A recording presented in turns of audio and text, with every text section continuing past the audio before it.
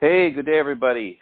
This is one of the most important things that I learned how to do that's really made a huge difference in my productivity and helped me build a pretty sizable business. And it's 9 time management tactics to increase productivity. With the nonstop interruptions and distractions, too many people have lost complete control of their work days. They get sucked into other people's meetings and priorities. They take on the work of their staff, or they're at the mercy of what their boss tells them to do and when. If you want to become as productive as possible in your business, at work, you need to take back control of your time. While there's no shortage of time management tactics and tips, here are 9 of the most impactful tactics I've found in my research in helping clients become extremely productive.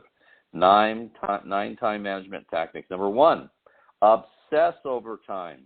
If you want to control your time, you need to obsess over where you're spending it or investing it. Rain Group created the 4 categories of time measured: treasured, investment, mandatory, and empty. The idea is to minimize mandatory and empty time and maximize treasured and investment time. An easy way to remember is take treasured, increase investment, minimize mandatory, and eliminate empty. Number 2, put your greatest impact activity first. What's the one thing that you could work on today that will have the greatest impact on your overall success? This is really important. You think about that.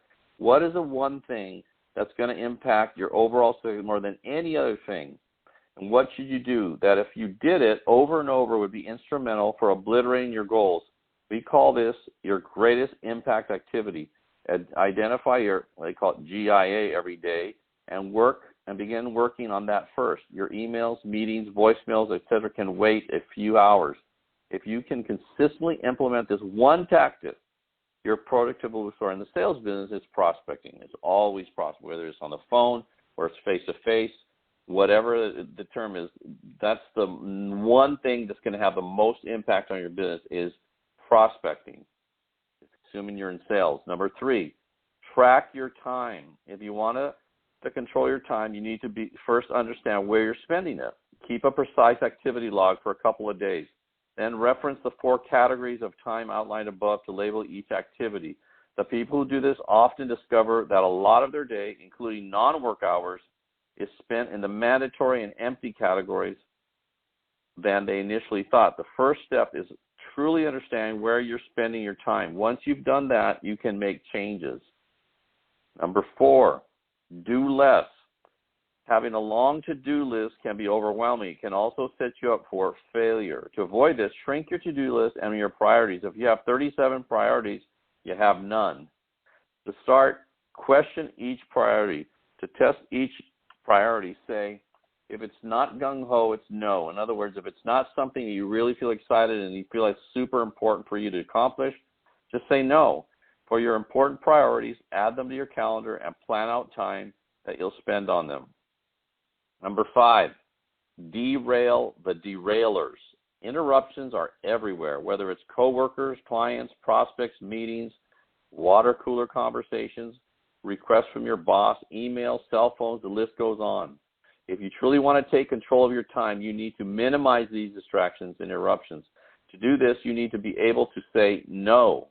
Hesitant about saying no to your boss? Worried that you won't be perceived as a good team player? The ebook, 9 Habits of Extreme Productivity, offers examples and tips for how to say no to your boss, colleagues, and even customers. You've got to learn how to say no and prioritize what's most important. Number 6, keep a to-don't list. Keep a to-don't list, right? We all write down what we'll be working on. We should write down what we won't be working on. It helps you focus in knowing that you're attacking the top priorities only. Note that just because something is on the to-don't list doesn't mean it'll be there forever. When there's time to take on a new project, you can reference this list. Number 7, be free from the shackles of alerts. This is an easy one. Turn off your alerts. Disable them on your computer, your phone, your email, Slack, messaging, etc. Just do it. Number 8, signal, do not disturb. One study revealed that 50% of survey respondents said their performance and productivity at work was directly affected by their coworkers.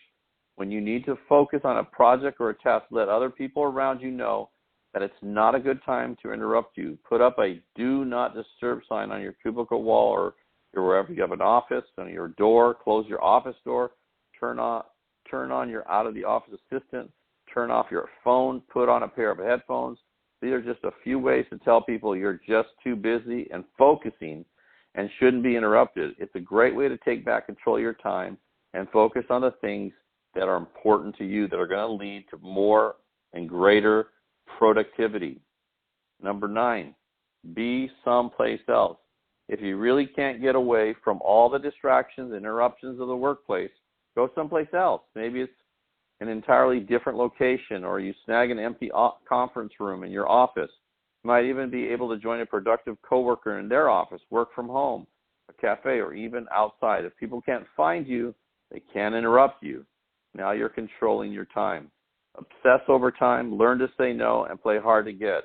If you can do these things by implementing these 9 time management tactics, you'll not only take back control of your day, but also achieve more at work and increase productivity. I know one thing that I did, I've talked about this if you listen to my podcast, I talk about this all the time, but the one thing that really made a huge difference in my time management is every night before I went to bed, every night, not 5 nights, 7 nights a week, every night before I went to bed, I would sit down and I would plan out the following day hour by hour. So every hour would be have something that I needed to do or was going to do. And some of that time, some of those hours were pick up the kids at school, take them to the park, and maybe I would block out a couple hours for that. Or, go take, my wife Jan to lunch or something. So some of it was personal, but all of it was accounted for and everything was planned out. I didn't waste any time. The time was spent for preparing for, meetings I was going to do or preparing for an appointment with the client that I was going to try to close a transaction. So I wanted to prepare for that. I had that blocked out. I had prospecting time blocked out. I had, everything always blocked out from the minute I got up, from 8 in the morning to midnight. I had it all planned out because usually when I was really on it, my day was from 8 in the morning to midnight. So I would plan out every hour. So that what does it for you when you start planning every hour of the following day before you go to bed, you're going to sleep better. You're going to sleep better because you're not going to have to think, I got to remember to call so-and-so, or I got to remember to do this. You don't have to remember anything. Just go to sleep and enjoy knowing that you have everything planned out. You get up in the morning, you look at your calendar and what you got to do, and then boom, you start knocking each thing off hour by hour until your day's done.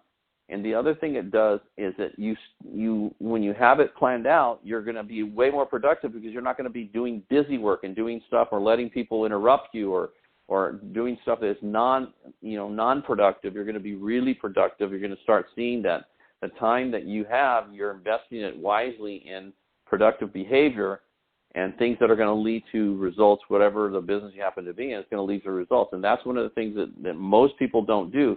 So you have to look at your time like it's super valuable. One of the things that I always did is I figured out, whatever I was earning, if I was working, when I was making $100,000 a year, for example, you figure out what does that work out to hour by hour. Maybe it's $40 an hour or whatever that your time's worth. You got to start looking at your time. Every hour is worth, say it is $40 an hour or $100 an hour, or whatever the number is, right? So you got to say, if I spend this hour, I'm either going to spend this hour or I'm going to invest this hour. And so if you start spending a lot of hours doing busy work or doing stuff that's non-productive, you're it's like burning up money.